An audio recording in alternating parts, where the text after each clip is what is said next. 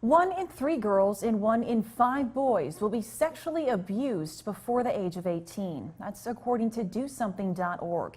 Now, one Rochester church is teaming up with a theologian and child abuse expert to do something about those statistics. KIMT News 3's Brooke McKivergan joins us live now with the story. Brooke? Well, Katie, tonight here at Christ United Methodist Church in Rochester, community members gathered behind these doors to first of all learn why child abuse is happening inside faith communities all across the country and also how to prevent it. Simon said stop.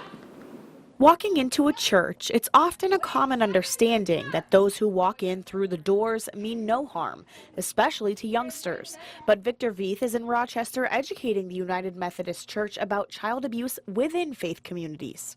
They assume a sexual predator couldn't exist in their midst, and so it's easy for an offender to get into a church which is often very trusting. And on top of that, churches are seen as safe places.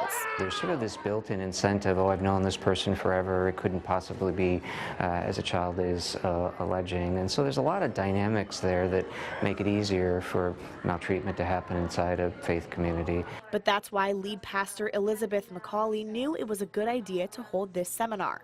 And we have policies in place to protect children, but we also want to equip families and children to be able to advocate for themselves. Dick and Kathy Estray are members of the church and raised their daughter here. Well, obviously it feels good that we are making a positive response to this. We think this is a safe place for kids.